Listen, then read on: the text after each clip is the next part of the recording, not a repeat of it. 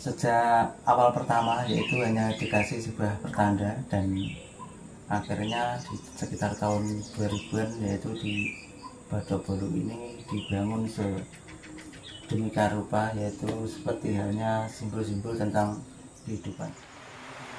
Pada kesempatan sore hari ini Santri Alas melanjutkan perjalanan yaitu di situs bersejarah Umbul Jambi. Nah, kemarin di episode sebelumnya yaitu di Umbul Jambinya, dan di depan saya ini yaitu di Setinggil. Nah, pada hari ini Santri Alas mau dapat tilas yaitu di sebuah situs yang tepatnya di Batok Bolu. Jadi Batok Bolu ini kita lewatnya sebelah kiri dari situs Setinggil ini lur. Nah, kita langsung saja melewati jalan ini.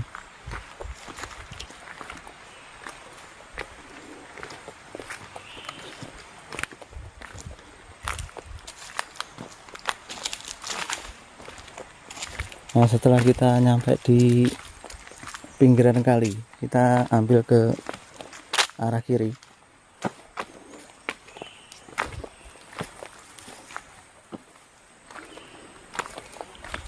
Nah, kita ikuti terus jalan ini di pinggiran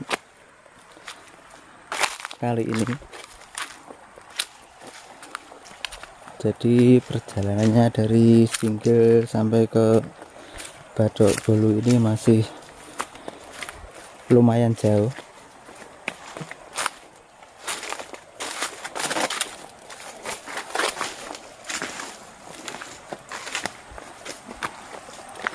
Kita telusuri terus jalan ini.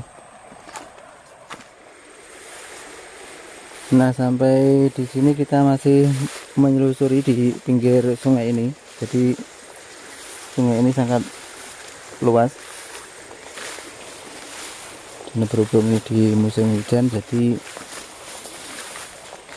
terlalu banyak rumput-rumput yang sudah tinggi lur.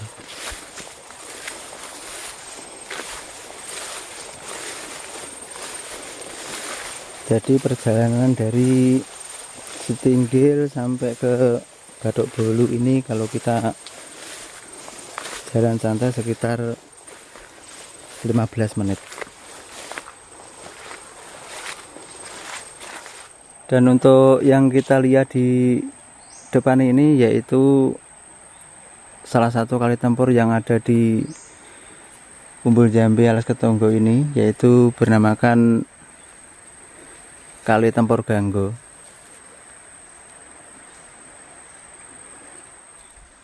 Selamat sore, salam budaya Nusantara. Pada sore hari ini Santri Alas kembali napak tilas yaitu di tempat situs leluhur, yaitu tepatnya di Umbul Jambi.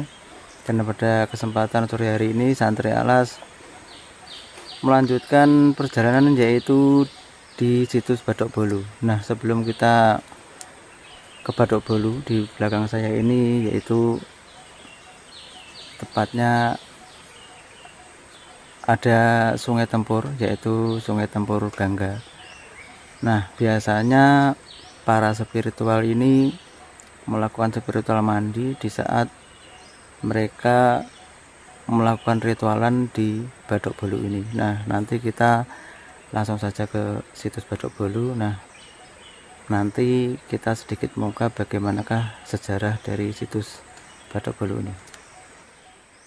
Nah, dari Kali Tempur Gangga ini kita masih menelusuri jalan ini lagi,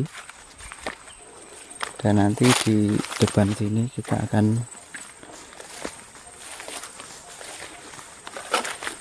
bertemu dengan kali yang sebelah dari Kali Tempur tadi. Nah, ini adalah Kali Tempur ini, sebelah ini adalah sebelah sisi kiri.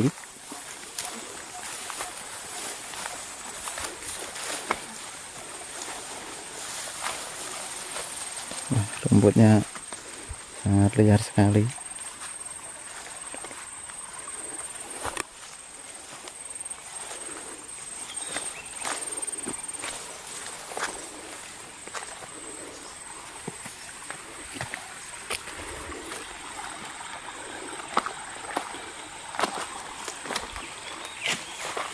Nah, kalau kita mau ke Batok Bolu, kita menyusuri sungai ini,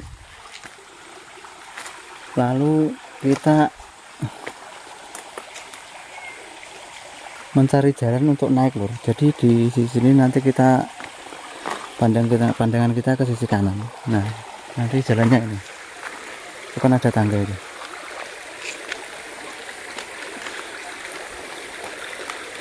Jadi pas hujan deras itu kita nggak bisa nyampe ke sini, soalnya kan ini airnya sampai penuh sampai ke atas ini.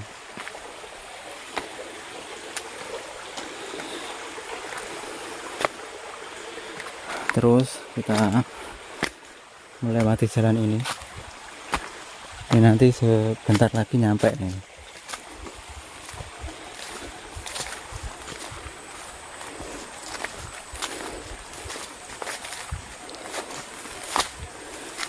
Jadi di situs Batok Bolu ini masih sangat jarang bagi para tokoh spiritual yang nyampe ke situs Batok Bolu ini. Ini kita naik.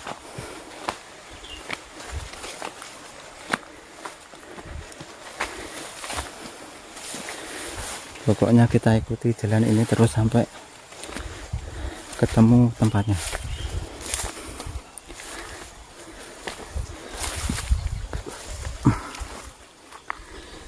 Dan tuh situs Batok Bolu udah kelihatan. Pokoknya kalau naik ke sini kita mengikuti jalan setapak ini aja loh. Nanti akan nyampe.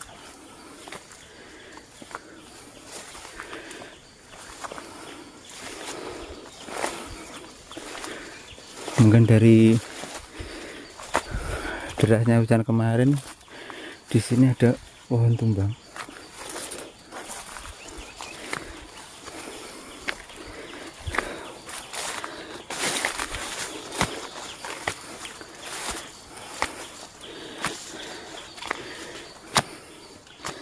Nah, inilah sisi depan dari situs Batok Bolu. Selamat sore, di sinilah situs Batok Bolu. Jadi di situs Batok Bolu ini dulu sejak awal pertama yaitu hanya dikasih sebuah pertanda, dan akhirnya di sekitar tahun 2000-an yaitu di Batok Bolu ini dibangun sedemikian rupa, yaitu seperti halnya simbol-simbol tentang kehidupan. Nah, sejarah dari Batok Bolu ini tidak lepas dari sejarah, misalnya kita hidup ini yaitu ada antara bapak dan ibu. Nah, perjalanan ke Batok Bolu ini kita lebih kuat atau lebih identik ke seorang bapak. Jadi Batok Bolu ini menyikapi kita tentang bagaimana kita menyikapi kehidupan ini, yaitu lebih kuat dengan bapak, dan untuk di era Wiroton Jogologo yaitu kita untuk lebih kuat ke seorang ibu. Nah, untuk situs Batok Bolu ini seperti saya sendiri menyikapi yaitu masih mempunyai aura yang sangat luar biasa, dan di sini masih jarang sekali untuk para tokoh spiritual mengadakan ritual di sini. Jadi di sini ini menurut saya masih sangat alami dan masih sepi. Jadi untuk ritualan puasa atau kita misalnya mau puasa berapa hari, di sini masih sangat baik sekali tempatnya dan masih sangat alami dan masih didukung dengan situasi alam yang sangat luar biasa. Nah, untuk menyikapi dari situs Batok Bolu ini seperti halnya kita lihat dari simbol Batok Bolu ini, yaitu kita menyikapi rel kehidupan, bahwasanya seperti lambang di sebelah saya ini yaitu adanya timbangan. Nah, dari lambang ini dalam hidup ini kita harus mempunyai sifat keseimbangan antara lahir dan batin.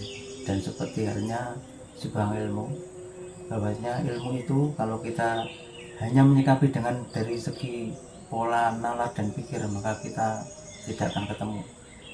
Jadi kita mencari ilmu itu tidak cukup dengan kita menyikapi dengan secara otak, karena titik keilmuan itu ada dua tempat, yang mana yang pertama kita harus nalar dan kedua kita mempunyai bahasa rasa.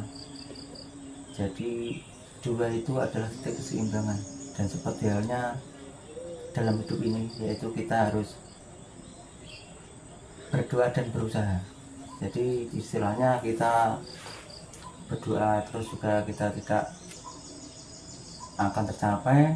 Kalau kita bekerja terus, nanti kita akan lupa, sebagai bahasanya yaitu kodrat kita adalah makhluk yang sebagaimana kita harus mendekatkan diri atau senantiasa berterima kasih atas apa yang ada dalam kehidupan kita.